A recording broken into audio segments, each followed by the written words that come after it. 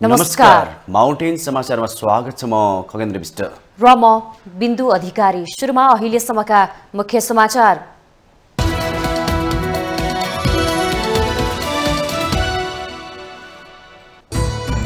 प्रहरीले बुझाए शरणार्थी प्रकरणको प्रतिवेदन। 33 जनामाथि 4 प्रकारका मुद्दा चलाउनु पर्ने निष्कर्ष। 20.5 वर्षको कैद सजाय, 27 करोड बिगो कायम हुने।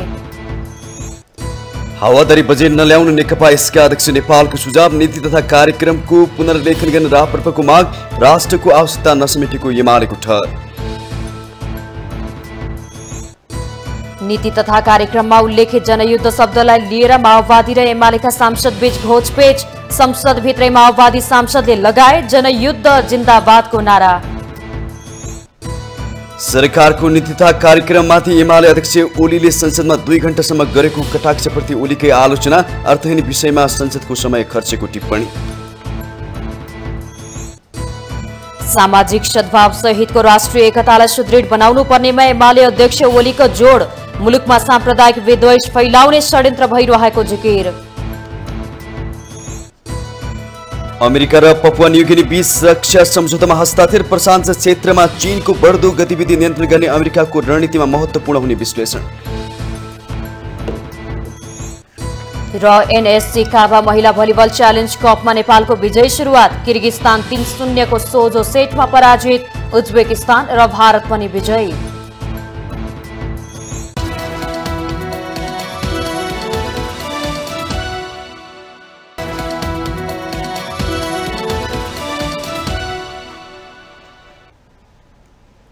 अब समाचार विस्तारमा। प्रहरीले नक्कली भुटानी शरणार्थी प्रकरणको अनुसन्धान प्रतिवेदन सरकारी वकिलको कार्यालयमा बुझाएको छ। नेपालीलाई नक्कली भुटानी शरणार्थी बनाएर ठगी गरेको अभियोगमा पक्राउ परेका 33 जना प्रतिवादीमाथि 20.5 वर्ष कैद सजाय र 27 करोडको बिगो माग दाबी हुने प्रहरीको निष्कर्ष छ। एक रिपोर्ट।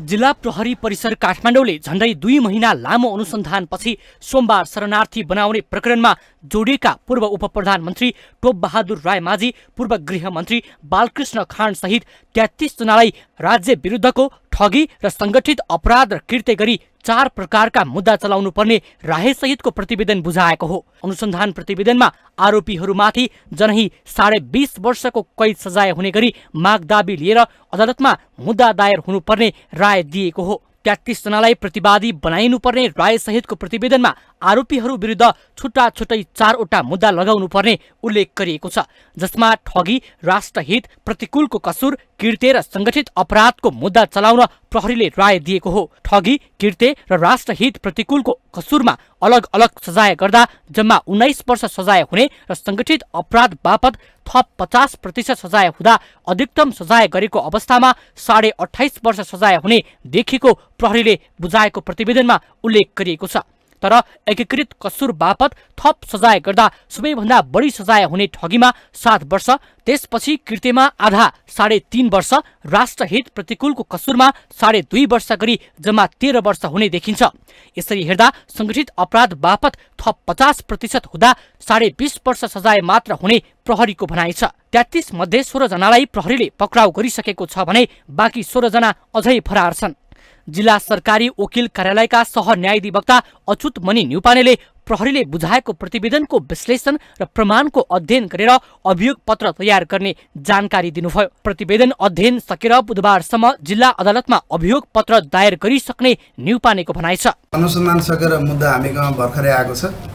अब त्यो अनुसन्धानबाट के देखियो, त्यसका आधार प्रमाणहरू के हुन्, को विरुद्ध मुद्दा चल्ने वा नचल्ने अवस्था हो, कस्तो अपराध हो, कति कसुर वा बिगो मागदाबी कति हो भन्ने कुरा चाहिँ अब पछिका कुरा हुन्। हामी अहिले सुरुवातमा चाहिँ मुद्दाको यो जुन अनुसन्धानको मिसिल छ प्रतिवेदन सहितको यो विश्लेषण गर्छौँ। आधार प्रमाणहरू हेर्छौँ, त्यो आधारमा हामी निर्णय गर्छौँ। प्रहरीले यो मुद्दामा 27.5 करोड बराबरको बिगो कायम हुने निष्कर्ष निकालेको छ। 113 जनाले दिएको 23 वटा जाहेरीको आधारमा यो रकम बराबरको बिगो कायम हुने प्रहरीको अनुसन्धान प्रतिवेदनमा उल्लेख गरिएको छ। माउन्टेन टेलिभिजन एचडीका लागि आशिष रेग्मीको रिपोर्ट। संघीय संसदका दुवै सदनमा सरकारले ल्याएको नीति तथा कार्यक्रममाथि छलफल जारी छ। शुक्रबार संसदको संयुक्त बैठकमा राष्ट्रपति रामचन्द्र पौडेलले प्रस्तुत गरेको आर्थिक वर्ष 2080-81 को नीति तथा कार्यक्रममाथि आइतबारदेखि दुवै सदनमा छलफल सुरु भएको हो। सोमबारको बैठकमा भाग लिँदै पूर्व प्रधानमन्त्री एवं नेकपा एकीकृत समाजवादी पार्टीका अध्यक्ष माधव कुमार नेपालले नीति तथा कार्यक्रममा धेरै राम्रा विषयहरू समेटिएको दावी गर्नुभयो। निकै राम्रा कार्यक्रमहरू राखिए पनि कार्यान्वयनमा भने आफूलाई शंका लागेको उहाँको भनाइ थियो। अध्यक्ष नेपालले बोल्ने एक तर गर्ने अर्को संस्कृति नेपालमा रहेकाले यसलाई सरकारले ख्याल गर्नुपर्ने सुझाव दिनुभयो। उहाँले बजेटमा हावादारी र लोकप्रिय कार्यक्रमहरू समेट्ने परिपाटी रहेको भन्दै त्यस्तो कार्यक्रम नल्याउन सरकारलाई आग्रह गर्नुभयो। कुनै सरकारको पालामा मिति नै तोकेर रेलको टिकट काटेको, पानी जहाजको ठूला ठूला गफ छुटेको भन्दै अध्यक्ष नेपालले अर्बौं लगानीको टावरको उपादेयता के थियो भनी प्रश्न गर्नुभयो। पाइन त्यसमा अगाडि सारिएका उद्देश्यहरू जुन 6वटा उद्देश्य अगाडि सारिएको छ, अर्थतन्त्रको पुनरुत्थान गर्ने, राज्यका सबै तहमा सुशासनको प्रत्याभूति गर्ने, विकास निर्माण कार्यमा तीव्रता दिने, सेवा प्रवाहमा सरलीकरण गर्ने, सामाजिक न्यायको प्रवर्धन गर्ने, राष्ट्रिय हितको संरक्षण र सम्वर्धन गर्ने उद्देश्यहरू त्यहाँ अगाडि सारिएको हो। आलोचनाको निम्ति पनि तयार हुनुपर्छ। हाम्रो पालामा कतिपय हावादारी योजनाहरू आए, भनियो तिथिमिति तय गरेर यो मितिमा टिकट काट्नुहोस्, ठ्याक्क हवाई रेल चढ्नु, त्यो चाहिँ बिजुलीको रेल चढ्नु हुनेछ। नीति तथा कार्यक्रममाथि संशोधनका लागि राखिएको प्रस्तावप्रति इंगित गर्दै नेपाली कांग्रेसका सांसद जीवन परियारले नीति तथा कार्यक्रम संशोधन भएको कुनै इतिहास नभएको स्मरण गराउनुभयो। 80% कार्यक्रम पुरानै ल्याएको आरोप लगाउनेहरूलाई सांसद परियारले 20% नयाँ कार्यक्रमले आर्थिक र सामाजिक, राजनीतिक र भौतिक पूर्वाधारको विकासमा काम गर्छ भने किन आपत्ति भनेर प्रश्न गर्नुभयो। पुरानै नीति तथा कार्यक्रम दोहोरिएर आएको छ। अब 80% यदि पुरानै आएको छ भने वर्तमान सरकारले 20% नयाँ कुरा ल्याएको छ, के फरक पर्यो? तर समस्याको समाधान दिन सक्नुपर्छ। अबको राज्य व्यवस्था भनेको हामीले राजनैतिक क्रान्ति सफल गरेका छौं र अब हामीले आर्थिक क्रान्ति र सामाजिक सांस्कृतिक क्रान्ति गर्न आवश्यक छ। त्यसैले हामी जुनसुकै राजनीतिक पार्टीमा आस्थावान छौं, जुनसुकै वर्ग समुदायमा छौं, अब हामीले यो मुलुकको समृद्धिको सपना देख्नुपर्छ। हामी जुनसुकै धर्म मान्ने हौं, जुनसुकै भेगमा बसोबास गरेका हौं, हामी सबैले देशको समग्र विकासको खाका हामी एकै ठाउँमा बसेर बनाउन हामी तयार हुनुपर्छ। नेकपा एमालेका सांसद योगेश भट्टराईले नीति तथा कार्यक्रमले महिला, दलित र पिछडिएको क्षेत्रलाई समेट्न नसकेको टिप्पणी गर्नुभयो। राष्ट्रिय प्रजातन्त्र पार्टीका अध्यक्ष राजेन्द्र लिङदेनले सरकारको आगामी आर्थिक वर्षको नीति तथा कार्यक्रम पुनर्लेखन गर्नुपर्ने माग गर्नुभएको छ। सरकारको नीति तथा कार्यक्रममाथि प्रतिनिधि सभा बैठकमा उहाँले अहिलेको आर्थिक सङ्कट र समस्यालाई सम्बोधन गर्न नसक्ने भएकाले नीति तथा कार्यक्रम पुनर्लेखनको आवश्यकता रहेको जिक्र गर्नुभयो। सरकारले ल्याएको नीति तथा कार्यक्रमले समस्याको पहिचान गर्न नसकेको र प्राथमिकता पनि निर्धारण गर्न नसकेको अध्यक्ष लिङदेनको तर्क छ।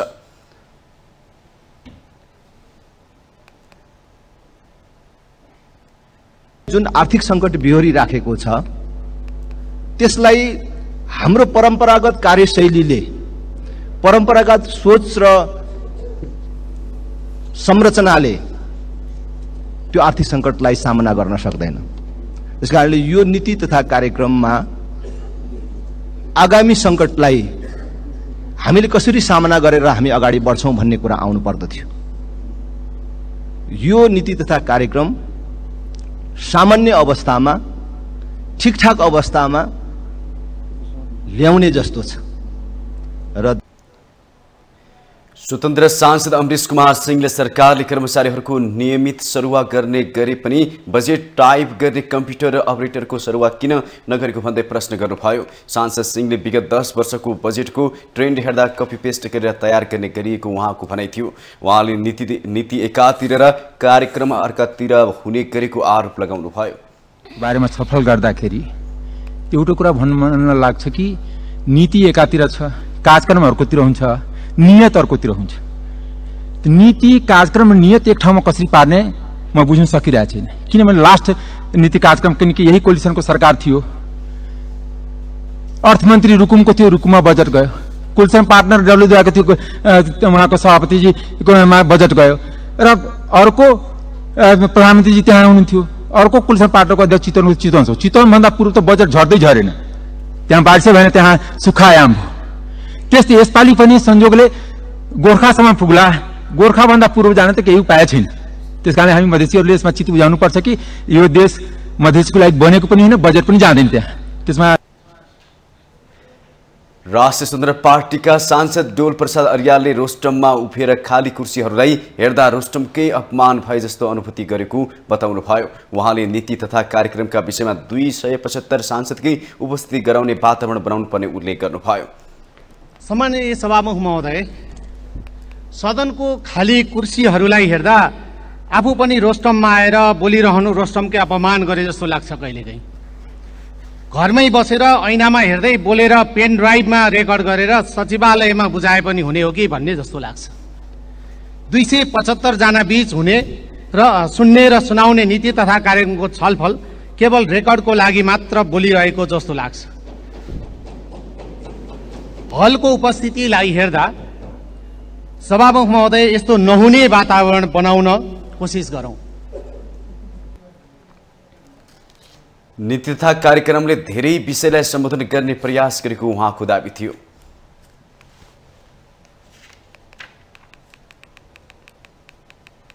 जनयुद्ध शब्द नेपाली राजनीतिमा केही दलका लागि प्राण भन्दा पनि निकै प्यारो छ, तर यही शब्द अन्य केही दलले सुन्न पनि चाहँदैनन्। नेकपा माओवादीले थालेको सशस्त्र युद्धलाई जनयुद्ध भन्ने कि हिंसात्मक युद्ध भन्ने विषय बेला बखत विवादयुक्त चर्चा हुने गर्दछ। सोमबारको प्रतिनिधि सभा बैठकमा पनि यही विषयलाई लिएर माओवादी, एमाले र राप्रपाका सांसदबीच घोचपेच नै चल्यो। हेरौं यो रिपोर्ट। सरकारले पेश गरेको आर्थिक नीति तथा कार्यक्रमको पहिलो बुँदामै माओवादीको नेतृत्वमा भएको जनयुद्ध उल्लेख गरिएको छ। विभिन्न कालखण्डमा भएका राजनीतिक क्रान्ति, जनयुद्ध, जनआन्दोलन र मधेस आन्दोलन लगायतका बलिदानीपूर्ण संघर्षमा आफ्नो अमूल्य जीवन उत्सर्ग गर्नुहुने ज्ञात अज्ञात शहीदहरूप्रति हार्दिक श्रद्धाञ्जली अर्पण गर्दछु भन्ने लेखिएको छ। राष्ट्रपति रामचन्द्र पौडेलले जेठ 5 मा संघीय संसदका दुवै सदनको संयुक्त बैठकमा वाचन गरेको सरकारको नीति तथा कार्यक्रमको पहिलो बुँदामा नै आफ्नो असहमति रहेको भन्दै एमाले सचिव समेत रहेका योगेश भट्टराईले प्रश्न उठाए। उनले उक्त शब्द स्वीकार गरेको भन्दै कंग्रेसको आलोचना गरे। भट्टराईले आलोचना मात्रै गरेनन्, कंग्रेसको अन्त्य हुन लागेको घोषणा नै गरे। यो सम्बोधनको पहिलो नम्बर बुँदामा हाम्रो असहमति छ सभामुख महोदय। जनयुद्ध भन्ने शब्द पनि यहाँ उच्चारण भएको छ। सभामुख महोदय, यो विषयमा संविधान सभामा पर्याप्त बहस भएको हो। संविधान सभाका मान्य सदस्यहरू पनि आउनुहुन्छ। एक नम्बर बुँदा कांग्रेसले स्वीकार छ भने मलाई लाग्छ कि end of the history Nepali कांग्रेसकै इन्ड अफ द हिस्ट्री हो। भट्टराईपछि बोलेका राप्रपाका अध्यक्ष राजेन्द्र लिङदेनले पनि जनयुद्धको प्रश्न उठाए। जनयुद्ध नीति तथा कार्यक्रममा लेखियो भनेर आत्मरतिमा नरम्न उनले सरकारलाई आग्रह गरे। अहिलेको समस्यालाई यो नीति तथा कार्यक्रमले सम्बोधन गर्न सक्दैन। तपाईँ जनयुद्ध लेख्नुहोस्, के लेख्नुहोस्, आत्मरतिमा रमाउनुहोस्। लेख्यौं हामीले त घुसायौं, शेरबहादुरजीलाई पनि बोकाइदियौं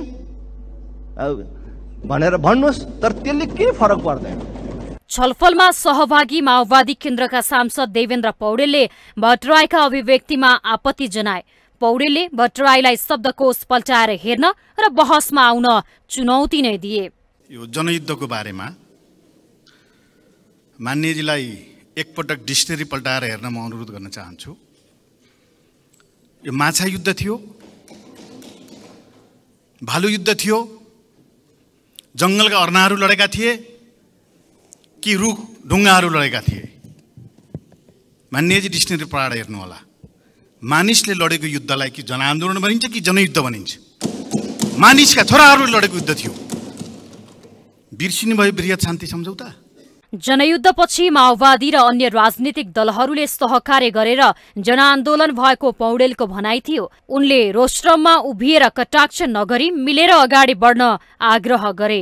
यहाँ यो रोस्ट्रममा आएर कटाक्ष गर्नुभन्दा मिलेर जाने कुरा गरौँ। यहाँ मान्यजीहरू धनगढीमा गएर तपाईहरुले अहिले चलिराखेको छ नागरिक अभिनन्दन, राजतन्त्र फर्काउने कुरा, त्यहाँ गएर बहस गर्नुस्।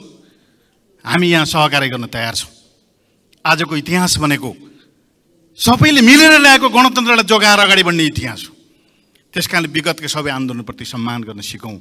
माओवादीका सांसद माधव सापकोटाले भट्टराईलाई बीपी कोइरालाको डायरी पढ्न सुझाव दिए। उनले जनयुद्ध महान क्रान्ति भएको भन्दै रोस्टमबाटै जनयुद्ध जिन्दाबाद समेत भने। व्यङ्ग्य गर्ने बैगुनी कमरेडलाई म भन्न चाहन्छु, जनयुद्ध त्यो महान क्रान्ति थियो र म गर्वका साथ यो रोस्टमबाट जनयुद्ध जिन्दाबाद भन्न चाहन्छु। हुन त ज्ञान पनि पूर्ण त हुँदैन, तर पनि नियतिमा भन्दा ज्ञानमा नै बढी निर्भर रहनु पर्दछ जिन्दगी भनेर बीपी कोइरालाले आफ्नो एउटा डायरीमा लेख्नु भएको रहेछ। म यसपटक बैगुनी कमरेडलाई बीपी को यो डायरी अध्ययन गर्न अनुरोध गर्दछु। माओवादीसँग सहकार्य हुँदा चुपचाप बस्ने एमालेका नेताहरू उसँगको सम्बन्ध चिसिएपछि भने जनयुद्ध शब्दप्रति तीखो टिप्पणी गर्ने गर्दछन्। कंग्रेसका पनि केही नेताहरूको विमति जनयुद्ध शब्दप्रति देखिन्छ। माओवादीले थालेको सशस्त्र विद्रोह जनयुद्ध थियो वा नेपालीमाथि थोपरिएको हिंसा? यो बहस सायद केही वर्ष यसरी नै चलिरहनेछ। माउन्टेन टेलिभिजन एचडीका लागि बिन्दु अधिकारी, काठमाडौँ। प्रतिनिधि सभाको शून्य समयमा सांसदले विभिन्न सरकारका विषयमा सरकारको ध्यान आकर्षण गरेका छन्। सोमबार प्रतिनिधि सभा बैठकको शून्य समयमा उनीहरूले सरकारको नीति तथा कार्यक्रमका विषयमा पनि आवाज उठाएका हुन्। सरकारकै हाम्रो सम्पदा राम्रो सम्पदा र पर्यटन गन्तव्य विस्तार तथा पहिचान कार्यक्रम अन्तर्गत यो मन्दिरहरूलाई तत्कालै पुनर्निर्माण सम्पन्न हुने गरी आगामी वर्षको आर्थिक वर्षमा बजेट विनियोजन गरियोस् र रातो मछिनानाथ जात्रा 12 वर्षीय जात्रा भोटो जात्रालाई तत्कालै विश्व सम्पदा सूचीमा संलग्न गराउने राष्ट्र गौरवको विषयलाई अगाडि बढाइयोस्। धन्यवाद। गरिबी भेदभाव निवारणका लागि उपयुक्त ठाउँमा सरकार र स्थानीय तहसँगको सहकार्य र कानुनत निशुल्क सहयोग उपलब्ध गराएको हुन्छ, तर सरकारले यसरी निशुल्क सहयोग गरेका सामग्रीको समेत भ्याट लगाउने गरेकोले सहयोग रोकिने अवस्था छ। यसलाई ध्यान दिनु पर्यो। त्यसैगरी प्रदेश र स्थानीय तहमा अन्तिम भुक्तानी समानीकरणको अनुदानको 50% कटौती गर्ने भन्ने पत्र गएको छ। यो निर्णयलाई तुरुन्त फिर्ता लियोस्। धन्यवाद। इन्टरनेट कम्पनीहरूले मिलीमतोमा बढाउने अनुचित मूल्यलाई तत्काल रोक्न र उनीहरूलाई स्वस्थ प्रतिस्पर्धाबाट गुणस्तरीय सेवा उपलब्ध गराउने वातावरण निर्माण गर्न म सभामुख मार्फत सरकारको ध्यान आकर्षण गर्न चाहन्छु। आम सेवाग्राहीलाई मारमा पर्ने गरी सेवाग्राहीको मल्टिपल छनौटको अधिकारलाई समेत व्यवस्था गरेर बजारलाई प्रतिस्पर्धाबाट विमुख गराउन पाइँदैन। धन्यवाद। प्रधानमन्त्रीय प्रणालीमा मन्त्रीहरूको काम कारबाहीको जिम्मेवारी प्रधानमन्त्रीले लिनुपर्ने हुन्छ। नेपालीलाई नक्कली भुटानी शरणार्थी प्रकरणका आरोपीहरू पूर्व उप प्रधानमन्त्री 2 जना प्रहरी अनुसन्धानमा छन्।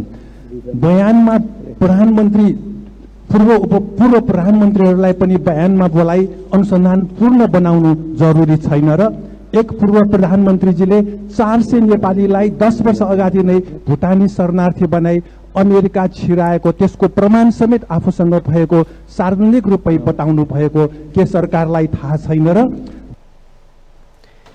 सांसदले नीति तथा कार्यक्रममा काठमाडौँ उपत्यका भन्दा बाहिर सबैभन्दा बढी सम्पदा स्थल र सम्पदालाई व्यवस्था गरेको गुनासो समेत गरेका छन्।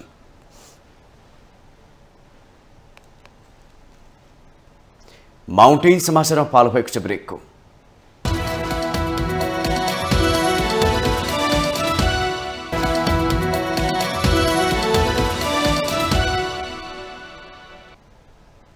ब्रेकपछि स्वागत छ। अब बाँकी समाचार। नेपाली नेताहरूको एउटा साझा विशेषता हो काम भन्दा कुरा धेरै। मैले जति जाने बुझेको कोही छैन भन्ने सोचले ग्रसित नेताहरू मौका पाउनासाथ अर्तिदिन चुक्दैनन्। प्रतिनिधि सभाको आइतबारको बैठकमा प्रमुख प्रतिपक्षी दलका नेता केपी शर्मा ओलीको मन्तव्यले पनि यही संकेत गर्दथ्यो। नीति तथा कार्यक्रममा 2 घण्टा लामो टिप्पणीको औचित्य के भन्ने प्रश्न सर्वत्र उठेको छ। एक रिपोर्ट। राष्ट्रपति रामचन्द्र पौडेलले गत शुक्रबार संसदमा प्रस्तुत गर्नुभएको आगामी आर्थिक वर्ष 2080-81 को नीति तथा कार्यक्रममाथि छलफल जारी छ। छलफलको पहिलो दिन आइतबार पूर्व प्रधानमन्त्री तथा प्रमुख प्रतिपक्ष दल नेकपा एमालेका अध्यक्ष केपी शर्मा ओलीले नीति तथा कार्यक्रम र समसामयिक विषय केन्द्रित रहेर 2 घण्टा लामो सम्बोधन गरे। उनले संसदमा लामो फेहरिस्त प्रस्तुत गर्दै गर्दा उपस्थित सांसदहरूमा सम्बोधन सुन्ने उत्सुकता देखिएन। पूर्व प्रधानमन्त्री त्यसमाथि प्रमुख प्रतिपक्ष दलको प्रमुख नेता बोल्दा संसदमा रौनक देखिनु पर्ने थियो, तर त्यसो भएन। ओली बोल्दै गए, ताली बजाउने केवल उनकै पार्टीका सांसद मात्र थिए। सम्बोधनका क्रममा ओलीले प्रस्तावित नीति तथा कार्यक्रम फिर्ता लिन प्रधानमन्त्री प्रचण्डलाई आग्रह नै गरे। अधिकांश समय सरकारको आलोचना र प्रश्नमा खर्चिएका ओलीले वर्तमान गठबन्धन सरकार जनताका लागि दुःखको कारक बनेको जिकिर पनि गरे। नीति तथा कार्यक्रम प्रस्तुत गर्दा राष्ट्रपति पौडेलले खर्चेको भन्दा बढी समय ओलीले धारणा र आलोचनामा खर्चे। उनले भाषण गरिरहँदा एमालेका सांसदहरूले बेला बेलामा टेबल ठोके। उनीहरू बेला बेलामा हाँसिरहेका थिए। यता सत्ता पक्ष र अन्य दलका सांसदहरू भने कोही मोबाइलमा व्यस्त थिए त केहीले कुराकानी गरिरहेको देखिन्थ्यो। त्यही बेला केही सांसदहरू निदाइरहेका थिए। कारण हो देश असामान्य अवस्थामा रहेको बेला संसदमा प्रस्तुत नीति तथा कार्यक्रम प्रति स्वयं सांसदहरूमा उत्सुकता छैन। नीति तथा कार्यक्रममाथि विपक्ष दलको नेताले गर्ने सम्बोधन पनि ओजिलो बन्न सकेन। सांसद हुन् वा जनता, नेता वा कार्यकर्ता, एउटा ओहदामा पुगेको नेताले के बोल्छ भन्ने बारे चासो राख्छन्। तर नेताहरूले आफ्नो पदीय मर्यादा बिर्सेर सस्तो लोकप्रियताका लागि सतही भाषण गर्न थाल्छन् भने त्यस्तो भाषण सुनेर समय खेर फाल्नु कसैका लागि मुनासिब हुँदैन।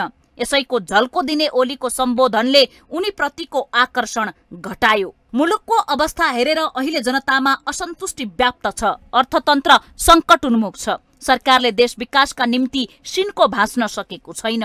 देश लगभग पूर्ण रूपमा परनिर्भर बनेको छ। गरिखाने अवसर नपाएकै कारण जनता नागरिकता त्यागेर शरणार्थी बन्दै विदेशी मरिहत्या गरिरहेका छन्। ती विवश नागरिक बेच्नेहरू पनि यिनै नेताका कार्यकर्ता छन्। विश्व समुदाय सामु नेपाल मगन्ते देश बनाएका नेताहरूले कहाँ के बोल्ने, यसको प्रभाव के होला भन्ने सामान्य हेक्का समेत नराख्नु दुःखद हो। भाषण सुन्दा सुन्दा थाकेर वाक्क दिक्क बनेका जनता जसरी हुन्छ देश छोडेर आफ्नो भविष्य सुरक्षित गर्ने तर्फ लागेका छन्। मुलुकको यो अवस्थाले नेताहरूमा लज्जा बोध हुनुपर्ने हो। हिजो गरेका कमी कमजोरी औल्याएर मुलुक बनाउने एजेन्डामा केन्द्रित हुनुपर्ने बेला घण्टौंसम्म अर्थहीन भाषण गर्ने बानीले नेताहरू जनताको नजरमा गिरिरहेका छन्। हुन त नेताहरूले जनताले देखाउने गरी केही काम गरेका छैनन्। त्यसैले सस्तो लोकप्रियताका लागि नेतृत्वले जे पनि बोल्ने गर्छन्। राष्ट्रिय हितका महत्त्वपूर्ण मुद्दामा छलफल नगरी नेताहरू अशोभनीय भाषणबाजीमा तल्लीन हुनु दुःखद हो। ओलीले संसदमा नेपाल सरकारले आफै बनाउने गरी बजेट छुट्याएको काठमाडौँ निजगढ फास्ट ट्र्याकको भविष्य अब के हुन्छ भनेर सोधे। तर ओली स्वयं प्रधानमन्त्री हुँदा यो योजनाको काम कति गरे भन्ने जवाफ उनीसँग पनि छैन। हामीले प्रस्ताव गरेको केरिङ काठमाडौँ पोखरा लुम्बिनी रेल सेवा के हुन्छ भनेर सरकारलाई प्रश्न गरेका ओलीसँग यो योजनामा मैले यति प्रगति गरेको थिएँ भन्ने विवरण नै भएन। आफैले बनाउने गरी कार्यक्रम अगाडि सारिएको वर्षौंदेखि अलपत्र तराईको हुलाकी राजमार्गलाई फेरि पुरानै नियतिमा फर्काउनु हुन्छ कि भनेर प्रचण्डलाई सोध्ने ओलीसँग आफू 2 पटक प्रधानमन्त्री हुँदा यस योजनाको काम अघि बढाउन के गरे भन्ने जवाफ थिएन होला। प्रधानमन्त्री रोजगार योजना भनेर 100 दिन काम दिने ओलीको योजनाले वास्तविक जनता भन्दा एमालेका कार्यकर्तालाई पोस्ने काम गर्यो। पहाडका अग्ला चुचुरामा भ्यू टावर बनाउने ओलीका विकास योजना हास्यास्पद छन्। राष्ट्रपतिको पेट दुख्दा उपचार गर्न जापान र भारत पुर्याउनेहरूले मुलुकभित्र एउटा गतिलो अस्पताल बनाउन सकेनन्। तर आफ्ना भाषण मार्फत कागजी काम देखाउने होडबाजी नै चलेको छ। नेताहरूले आफ्नो कद र पदको मर्यादा राख्ने गरी बोल्नुपर्छ। जसले जतिसुकै मिठा भाषण गरे पनि देशको दुर्गति कसले गर्दा भयो भन्ने जवाफ कसैले दिँदैनन्। अब सस्तो लोकप्रियताका लागि घण्टौंसम्म भाषण गर्नुको कुनै तुक छैन।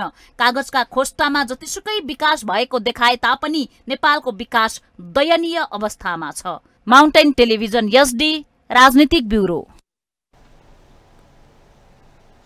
सरकारले ल्याएको नीति तथा कार्यक्रम कार्यान्वयन हुनेमा सत्तारूढ दलका सांसदले नै आशंका गरेका छन्। सोमबार राष्ट्रिय सभाको बैठकमा सत्तारूढ दलका सांसदले नै सरकारको नीति तथा कार्यक्रम कार्यान्वयन हुनेमा आशंका गरेका हुन्। बैठकमा नीति तथा कार्यक्रममाथिको छलफलमा राष्ट्रिय सभा सदस्य नरबहादुर विष्टले आम अपेक्षा पूरा गर्न राज्यको दायित्व धेरै भएको अवस्थामा नीति तथा कार्यक्रम कार्यान्वयन हुन्छ भन्नेमा विश्वस्त नरहेको स्पष्ट पार्नुभयो। यहाँ उल्लेखित त गरेको छ कि विभिन्न खालका विकास समितिहरू, टोटलमा यसको 180वटा विकास समिति रहेछन्।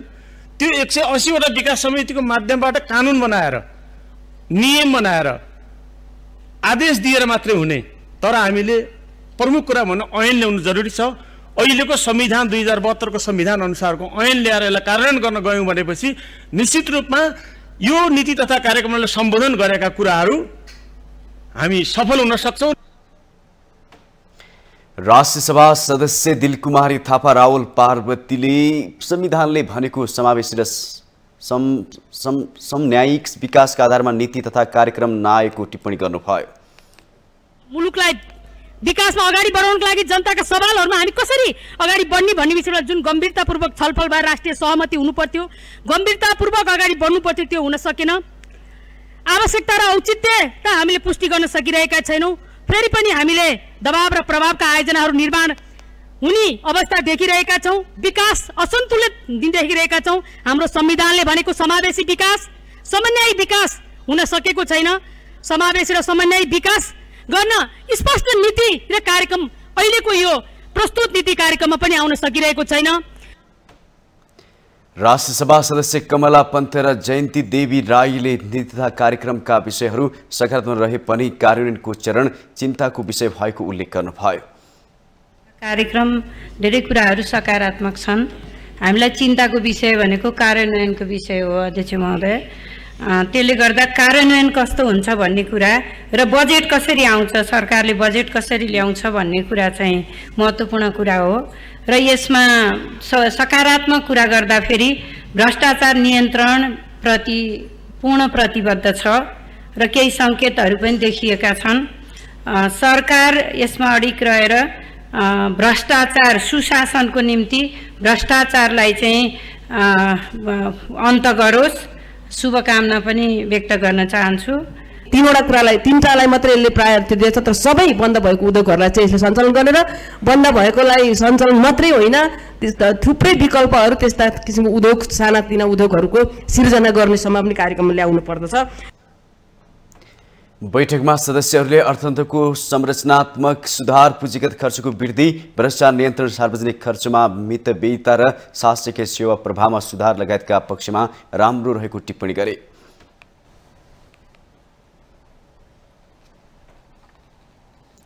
नेकपा एमालेका अध्यक्ष केपी शर्मा ओलीले सामाजिक सद्भाव सहितको राष्ट्रिय एकतालाई सुदृढ बनाउनु पर्नेमा जोड दिनुभएको छ।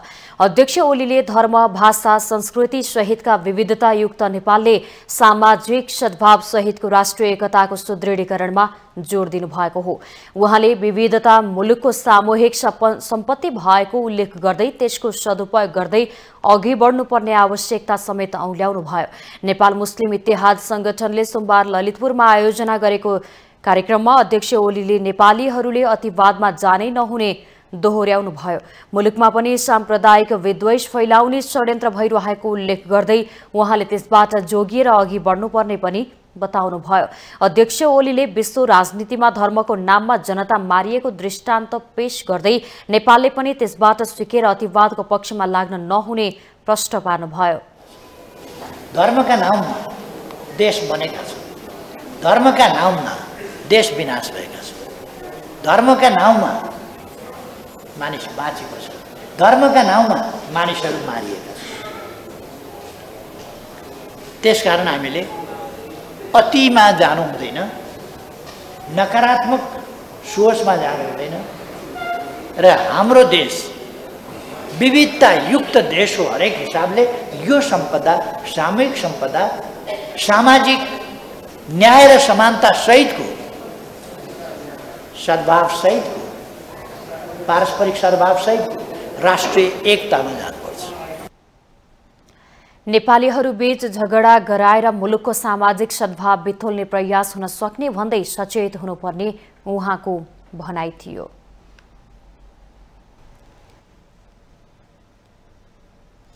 कानून न्याय तथा संसदीय मामिला मन्त्री धनराज गुरुङले वित्तीय अपराध नियन्त्रणमा नेपालको कानूनलाई अन्तर्राष्ट्रिय स्तरको बनाउन सरकार प्रतिबद्ध रहेको बताउनु भएको छ।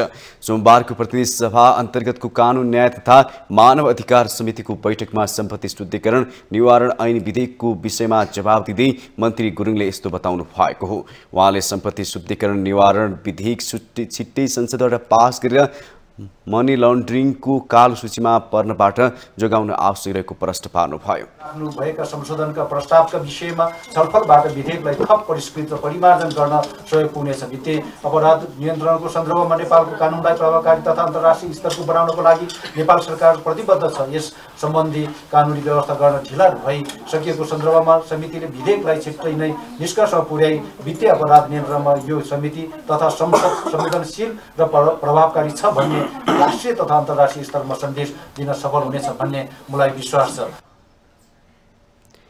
बैठकमा सांसदहरूप्रति पनि सम्पत्ति शुद्धिकरण निवारण ऐन चालु अधिवेशनभित्रै टुङ्गो लगाउनु पर्नेमा जोड दिएका छन्। अधिकांश सांसदहरूले बैठकमा सम्पत्ति शुद्धिकरण निवारण ऐन संसदको चालु अधिवेशनमा टुङ्गो लगाउन आवश्यक रहेको बताए। उनीहरूले ऐन बनाउने मात्रै नभएर अन्तर्राष्ट्रिय रूपमा राष्ट्रको विषय भएकाले पनि तत्काल टुङ्गोमा पुर्याउन आवश्यक रहेको जिकिर गरे।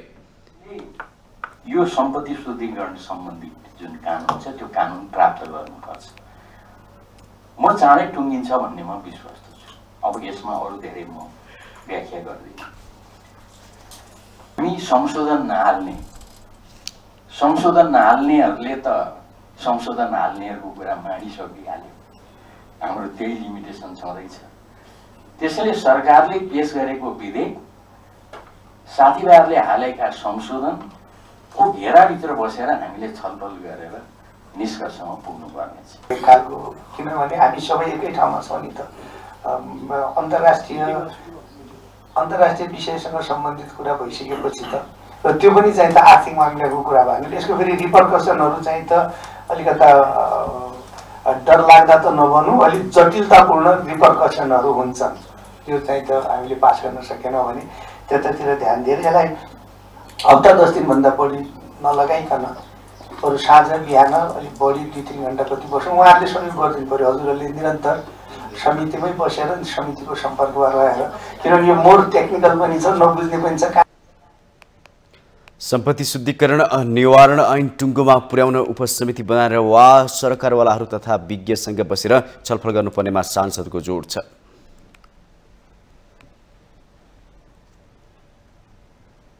माउन्टेन समाचारमा पालो भएको छ ब्रेकको।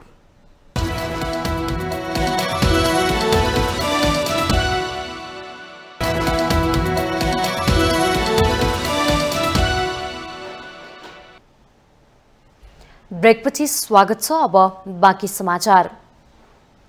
महान्यायाधिवक्ताको कार्यालयले जारी गरेको सार्वजनिक सजायमा छुट दिने मागदाबी सम्बन्धी निर्देशिका 2080 प्रति सरकारवालाहरूले चासो लिएका छन्। कसुरदारलाई दिइने यस प्रकारको सुविधाले फौजदारी न्याय प्रणालीमा के कति सुधार आयो भन्ने प्रमुख प्रश्न भने जीवित नै रहने सरकारवालाहरूको आशंका छ। एक रिपोर्ट। महान्यायाधिवक्ताको कार्यालयले सार्वजनिक सजायमा छुट दिने माग दाबी सम्बन्धी निर्देशिका 2080 जारी गरेको छ। निर्देशिकाका प्रावधानहरू समयसँगै अनुसन्धान र अभियोगका क्रममा प्राप्त अनुभव र औचित्य एवं आवश्यकताका आधारमा परिमार्जन हुँदै जाने सरोकारवालाहरूको विश्वास छ। नेपाल बार एसोसिएसनका अध्यक्ष गोपाल कृष्ण घिमिरे निर्देशिका प्रयोगको आधारमा मात्रै समर्थन र विरोध गर्न उचित नहुने तर्क गर्नुहुन्छ। असल नियतका साथ भए सघाउने तर नियत गलत भए विरोध गर्ने पक्षमा हुनुहुन्छ। निर्देशिकाले दिएको विशेषाधिकार प्रयोगमा उहाँको चासो छ। अपराधविहीन समाजको निर्माण गर्ने हो। त्यसो गर्दाखेरि व्यक्तिका अधिकारहरू बीचमा आउँदछन्। एउटा उचित अपराधीले सजाय पाओस्, उचित निरपराधीले होइन कि उचित अपराधीले सजाय पाओस् भन्नेतर्फ हामीले चाहिँ विचार गर्नुपर्छ। नेपालको अनुसन्धान पद्धतिलाई वास्तवमा अपराधको सुरुवातको चरण भनेको अनुसन्धान हो अनुसन्धान पद्धतिलाई धेरै पटक क्वेसन उठ्ने गरेको छ। नेपाल प्रहरीका महानिरीक्षक बसन्त बहादुर कुँवरले निर्देशिकाप्रति असन्तुष्टि जनाउनुभयो। पीडकको माग दाबीलाई धेरै स्थान दिँदा अनुसन्धान गर्ने निकाय र पीडित पक्ष झनै अन्यायमा पर्ने उहाँको तर्क छ। कानून बमोजिम सजाय पाई कैद भुक्तान गरिसकेकालाई पनि यो सुविधाको व्यवस्थाले चुनौती थपिन सक्ने महानिरीक्षक कुँवरको आशंका छ। कानुन बमोजिम सजाय पाई कैद भुक्तान गरिसकेको पटके अपराधीलाई पनि यो सुविधा दिन सकिने व्यवस्थाले केही चुनौती थपिन सक्छ। सुरुवाती अवस्थामा अनुसन्धानमा सहयोग नगर्ने तर अनुसन्धानका चरणहरूमा सम्पूर्ण विवरण खुल्न आए पश्चात अभियुक्तले सजाय छुट पाउने नियतले यो प्रक्रियामा सहभागी हुने अवस्था आउन सक्ने परिस्थिति सिर्जना हुन सक्छ। कानून सचिव धनराज गेवाली यो निर्देशिका अनुसन्धान गर्नका लागि सघाउ पुग्ने हदसम्म मात्रै प्रयोग गर्न उचित हुने बताउनुहुन्छ। प्रयोग नगरी घटनाको छानबिन हुन नसक्ने भन्दै अनुसन्धानका दृष्टिले यसलाई प्राथमिकता दिनुपर्ने, कसैको फाइदाका लागि हेर्ने हो भने जारी निर्देशिका खतरायुक्त रहेको उहाँको भनाइ छ। अनुसन्धानका दृष्टिले यसलाई प्रायोरिटी लिनु पर्यो क्या। अरू कसैको लाभ वा अरू कसैलाई फाइदा हुने कुरातिर यो सर्यो भने चाहिँ यो खतरनाक हुन्छ। डिस्क्रेसन प्रयोग गर्दाखेरि सब्जेक्टिभ हुने डर जहिले पनि हुन्छ। जहाँ विशेष अधिकारको प्रयोग गरिन्छ, सोभियोगको प्रयोग गरिन्छ, त्यहाँ मिसयुजको पनि धेरै चान्सेस हुन्छ। त्यसपछि गएर अभियोजन गर्ने स्टेजमा पनि त्यहाँ केही डिस्क्रेसन देख्छु म त्यहाँ। अब अदालतमा पनि त्यो डिस्क्रेसन छिर्ने हो कि नछिर्ने हो। महान्यायाधिवक्ता डाक्टर दिनमणि पोखरेलले विद्यमान न्याय प्रणालीलाई समयानुकूल परिवर्तन गर्न सजायमा छुट दिने माग दाबी सम्बन्धी निर्देशिका सहयोगी हुनेमा विश्वस्त हुनुहुन्छ। अभियुक्त बार्गेनिङ गर्ने, अनुसन्धानमा सहयोग पुर्याएको आधारमा सजाय छुट दिने माग दाबी गर्नाले ठूलो अपराधको अनुसन्धानमा लाग्ने समय घट्ने र छिटो न्याय प्रक्रिया अगाडि बढ्ने उहाँको भनाइ छ।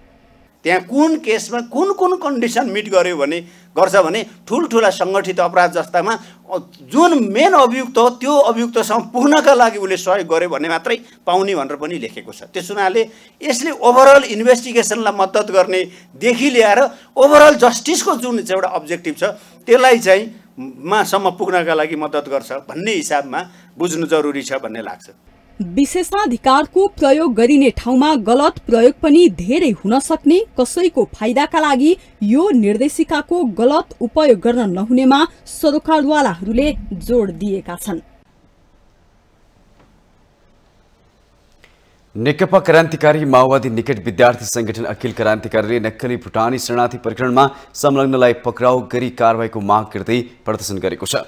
सोमबार माइतीघर मण्डलमा विद्यार्थी संगठनका नेताहरूले भ्रष्टाचारको विरोधमा प्रदर्शन गरेका हुन्। विरोध कार्यक्रममा अखिल क्रान्तिकारीका अध्यक्ष हरिकृष्ण गजडेले भुटानी शरणार्थी प्रकरणमा 33 जनालाई प्रहरीले दोषी करार गरेको भए पनि अहिलेसम्म 16 जना भन्दा अरूलाई पक्राउ गर्न नसकेको भन्दै आपत्ति जनाउनु भयो। उहाँले यस प्रकरणमा मुस्टिका ठूला नेताहरूलाई तत्काल प्रहरीले पक्राउ गरी अनुसन्धान गर्नुपर्नेमा जोड दिनुभयो। तत्कालीन सरकारको नेतृत्व गरेका कांग्रेस सभापति शेरबहादुर देउबा र एमाले अध्यक्ष केपी शर्मा ओलीलाई पनि अनुसन्धानको दायरामा ल्याउनु उहाँको माग छ।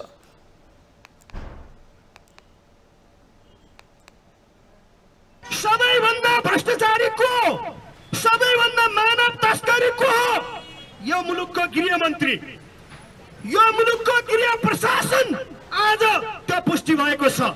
आज अन्तर्राष्ट्रिय समुदाय समक्ष नेपाल र नेपालीको इज्जत दुलोमा आज यिनीहरूले चाहिँ दुलोमा मट्टीमा मिसाउने काम गरेका छन्।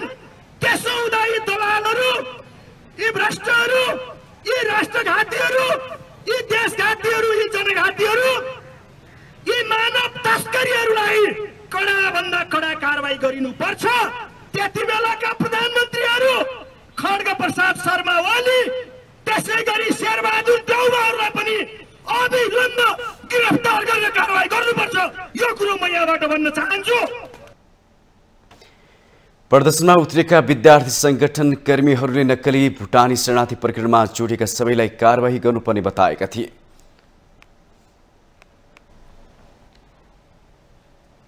रातो मच्छेन्द्रनाथको रथ लगन खेलबाट जाउला खेल तानिएको छ। रथ सोमबार दिउँसो 3:49 मिनेटमा लगनखेलबाट तानेर जावलाखेल पुर्याइएको हो। वर्षा र सहकालका देवताका रूपमा पुजिने ऐतिहासिक रातो मच्छिन्द्रनाथको रथलाई ललितपुरका विभिन्न स्थानमा घुमाइन्छ। विद्या, धन, सम्पत्ति, शान्ति, समृद्धि लगायत सबै कुरा मागे पनि मेरो रूप रंग राम्रो होस् भनेर माग्न नहुने संस्कृतिविदहरू बताउँछन्। रातो मच्छिन्द्रनाथको जात्रा नेपालमा मनाइने जात्रा मध्येकै सबैभन्दा लामो जात्रा हो। मच्छिन्द्रनाथको रथ यात्रा वैशाख शुक्ल प्रतिपदामा सुरु भएर आषाढ शुक्ल चतुर्थी सम्म चल्छ। मच्छिन्द्रनाथको रथ यात्राको अन्तिम दिन भोटो देखाउने जात्रा हुन्छ। पुलचोकमा रथारोहण गरी शुरु भएको मच्छिन्द्रनाथको रथ यात्रा गाबहल, मंगल बजार, सुन्धारा, लगनखेल, इटीटोल हुँदै जावलाखेलमा पुर्याएर भोटो देखाइन्छ।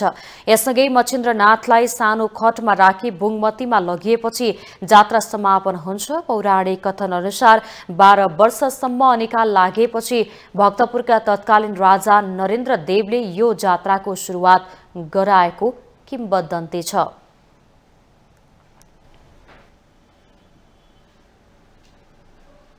भौतिक पूर्वाधार तथा यातायात मन्त्री प्रकाश ज्वालाले नक्खु भैँसेपाटी सडक खण्डको काम जेठ महिनाभित्रमा सकिने दावी गर्नु भएको छ। सोमबार मन्त्रालयको टोलीले सडक खण्डको अवलोकन तथा निरीक्षण गरेपछि उहाँले यस्तो दावी गर्नु भएको हो। आफू मन्त्री हुँदा विशेष चर्चा भइरहेको यस सडक खण्डको काम गरेर देखाउन निर्देशन दिएको बताउनु भयो।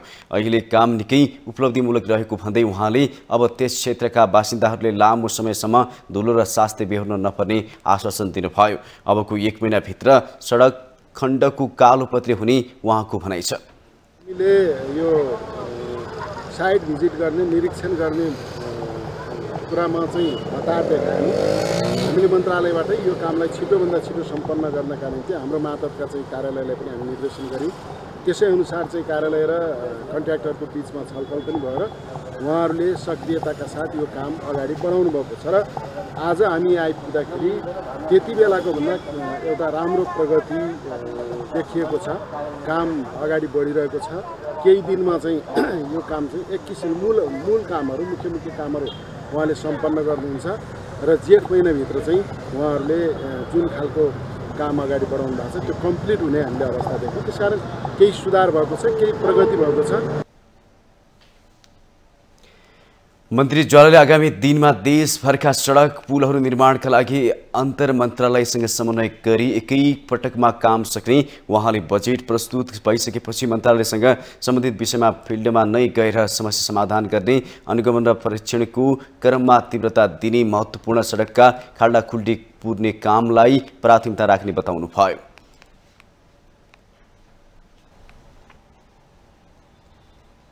लुम्बिनी प्रदेशमा मन्त्री परिषद विस्तार भएको छ। मुख्यमन्त्री डिल्ली चौधरीको क्याबिनेटमा सोमबार 3 जना मन्त्री थपिएका हुन्। मुख्यमन्त्री चौधरीले कांग्रेस, जसपा, जनमतबाट 1-1 जना गरी 3 जना थपेर 7 सदस्यीय मन्त्री परिषद विस्तार गर्नुभएको हो। कांग्रेसका राजु खनाल स्वास्थ्य मन्त्री, जनमतबाट चन्द्रकेश गुप्ता सामाजिक विकास मन्त्री, जसपाबाट भण्डारी लाल अहिर कृषि मन्त्री हुनुभएको हो। त्यस्तै 2 जना बिना विभागीय मन्त्रीको पनि जिम्मेवारी तोकिएको छ। नागरिक उन्मुक्तिका धर्मबहादुर चौधरी भौतिक पूर्वाधार मन्त्रालय र लोसपाका सन्तोष कुमार पाण्डेले आन्तरिक मामिला तथा कानून मन्त्रालयको जिम्मेवारी पाउनु भएको छ। लुम्बिनीका मुख्यमन्त्री चौधरीले वैशाख 15 गते शपथ ग्रहण गर्दै 4 सदस्यीय मन्त्रीमण्डल बनाएपछि सोमबार विस्तार गर्नुभएको हो।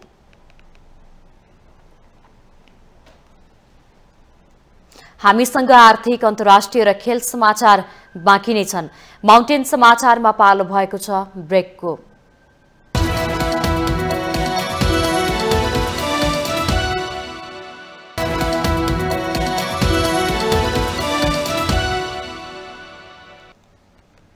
ब्रेकपछि स्वागत छ पालो आर्थिक समाचारको। आर्थिक समाचारको साथमा जगदम्बा सुपर साइन तथा ग्याल्बा प्लस जीवनभरको भरोसा प्रस्तुत छ। रिद्धि सिद्धि सिमेन्ट गुणस्तरको नयाँ स्तर।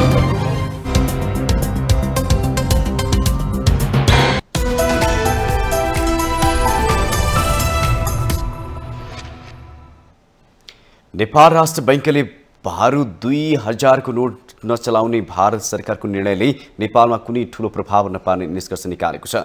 नेपालमा भारत 2000 को नोटले वैधता नपाए पनि सीमावर्ती क्षेत्रमा केही नोटहरू रहेको हुन सक्ने र साट्ने अवधि लामो रहेकाले नसाटिने जोखिम नरहेको राष्ट्र बैंकको निष्कर्ष छ। सन् 2016 मा भारत सरकारले नोटबन्दी गर्दा नेपालमा चलन चल्तीमा रहेको 5 करोड भन्दा भारतीय रुपियाँ अझै नेपालको केन्द्रीय बैंकमा थन्किएर बसेको छ।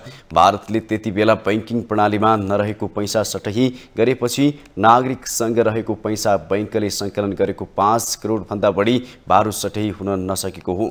पुनः 1 अक्टोबर 2023 देखि लागू हुने गरी रिजर्भ बैंक अफ इन्डियाले 2000 दरका नोट चलन चल्तीमा बन्द गर्ने निर्णय गरेको छ। यसले पुनः 2016 कै जस्तो नेपालीसँग रहेको भारतीय रुपैयाँ सटही के हुन्छ भन्ने जिज्ञासा हुन सक्छ।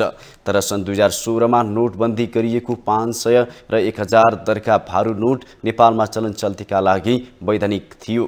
तर अहिले बन्द गर्ने निर्णय गरेको 2000 दरको भारू सर्वसाधारणले प्रयोग गर्न प्रतिबन्ध छ। यसले सीमा क्षेत्रको बजारमा बाहेक 2000 दरका भारू नोट नेपालमा ठूलो संख्यामा भएको हुन सक्ने सम्भावना न्यून रहेको नेपाल राष्ट्र बैंक आर्थिक अनुसन्धान विभाग प्रमुख डाक्टर प्रकाश कुमार श्रेष्ठ बताउनुहुन्छ।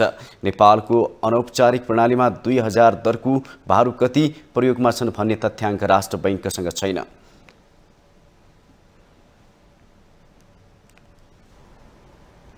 अब अन्तर्राष्ट्रिय समाचार।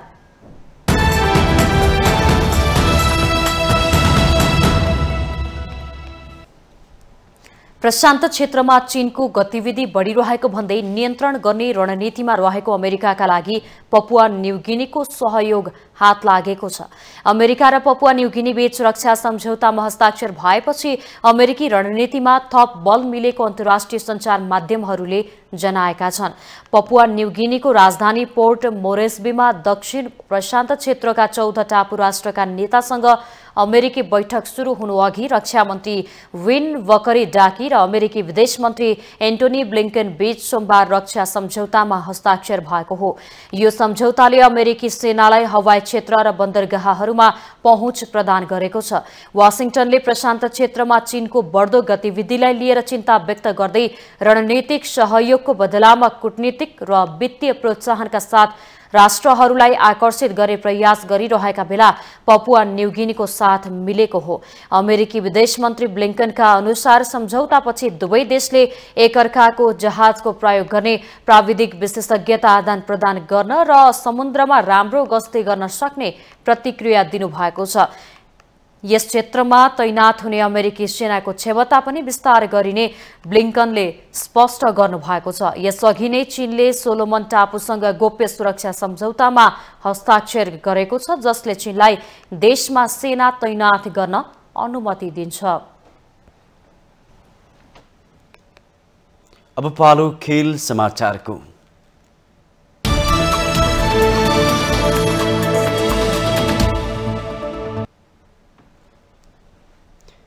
यानएससी काभा महिला भलिबल च्यालेन्ज कपमा घरेलु टोली नेपालले विजय सुरुवात गरेको छ। समूह एमा नेपालले किर्गिस्तानमाथि 3-0 को सोझो सेटमा जित निकाल्दै विजय सुरुवात गरेको हो। नेपालको सहज जितमा ओपनर स्पाइकर उषा भण्डारीसँगै डेब्यू गरिरहेकी सङ्गम महतो र निरुताको शानदार प्रदर्शन रह्यो।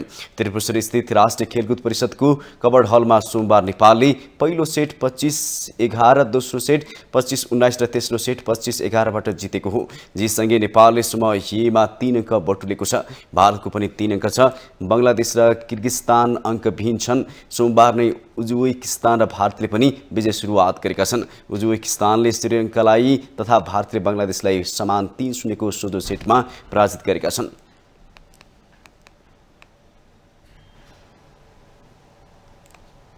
शहीद स्मारक ए डिभिजन लीग फुटबलमा शीर्ष स्थानको चर्च बोइज युनाइटेड बराबरीमा रोकिएको छ। च्यासल मैदानमा सोमबार भएको खेलमा चर्च बोइजले हिमालयन शेर्पा क्लबसँग 1-1 गोलको बराबरी खेलेको हो। प्रतिस्पर्धात्मक खेलमा सुरुवाती 1 गोलको अग्रता जोगाउन नसक्दा चर्च बोइजले अङ्क बाँड्न पर्यो। खेलको 13औं मिनेटमा अञ्जन विष्टले गोल गर्दै चर्च बोइजलाई सुरुवाती अग्रता दिलाए। 36औं मिनेटमा अबायोमी फाकुनले गोल गर्दै हिमालयनलाई 1-1 गोलको बराबरीमा ल्याए। बराबरीसँगै चर्च बोइज 20 खेलमा 37 अङ्क जोडेर शीर्ष स्थानमा रहेको छ। हिमालयन 20 खेलमा 26 अङ्क जोडेर 7औं स्थानमा रहेको छ। सोमबार नै त्रिभुवन आर्मी क्लबले सहज जित निकालेको छ। सातो बाटो स्थित एन्फा कम्प्लेक्समा सोमबार आर्मीले फ्रेन्ड्स क्लबलाई 3-0 गोल अन्तरले हराएको हो। आर्मीको जितमा जगजित श्रेष्ठ, नवयुग श्रेष्ठ र सुदिल राईले 1-1 गोल गरे। जितसँगै 20 खेलमा 29 अङ्क जोडेर आर्मी 5औं स्थानमा रहेको छ।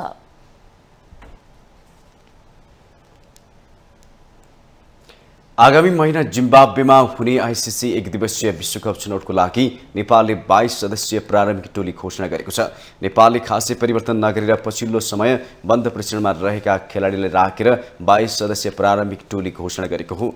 नेपालले एक हप्ताको बन्द प्रशिक्षणपछि अन्तिम तयारीको लागि दक्षिण अफ्रिका जानेछ। नेपालले एक हप्ताको तयारीपछि अन्तिम टोली घोषणा गर्नेछ। 10 टोली सहभागी विश्वकप छनौट आगामी जुन 18 देखि जुलाई 9 सम्म जिम्बाब्वेमा हुनेछ। नेपाल मे अन्तिममा जिम्बाब्वे जानेछ।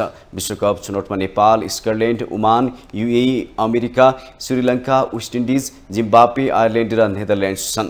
यी 10 टोलीलाई आइसिसीले 2 समूहमा विभाजन गर्नेछ। हालसम्म आइसिसीले समूह विभाजन गरेको छैन। श्रीलङ्का र वेस्ट इन्डिज फरक समूहमा हुने पक्की छ। चाँडै नै समूह विभाजन गर्नेछ। हरेक समूहमा 5 टोली हुनेछन्। हरेक समूहबाट शीर्ष 3 टोली सुपर 6मा स्थान बनाउनेछन्। सुपर 6मा हरेक टोलीले एक अर्कासँग खेल्नेछन्, जसबाट शीर्ष 2 टोली फाइनलमा पुग्नेछन्। फाइनलमा पुग्ने टोलीले नै भारतमा हुने एकदिवसीय विश्वकप खेल्न पाउनेछन्।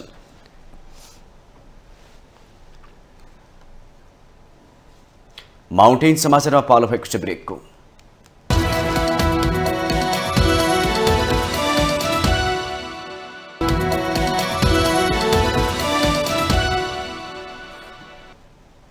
ब्रेकपछि स्वागत छ। यो सँगै हामी माउन्टेन समाचारको अन्त्यमा आइपुगेका छौं। जाँदा जाँदै मुख्य समाचार पुनः एकपटक।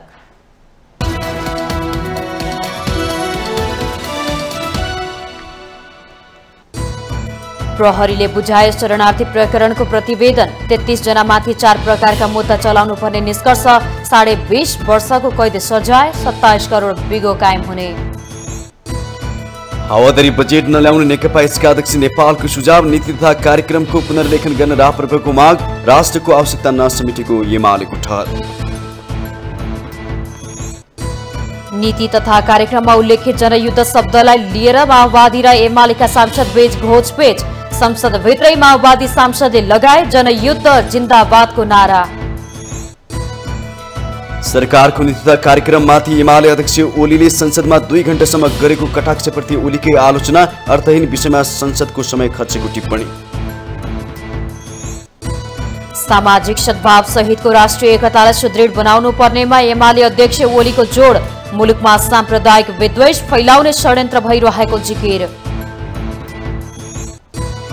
अमेरिका र पपुवा न्युगिनी बीच रक्षा सम्झौतामा हस्ताक्षर। प्रशान्त क्षेत्रमा चीनको बढ्दो गतिविधि नियन्त्रण गर्ने अमेरिकाको रणनीतिमा महत्त्वपूर्ण हुने विश्लेषण। र एनएससी काभा महिला भलिबल च्यालेन्ज कपमा नेपालको विजयी सुरुवात। किर्गिस्तान 3-0 को सोझो सेटमा पराजित। उज्बेकिस्तान र भारत पनि विजयी।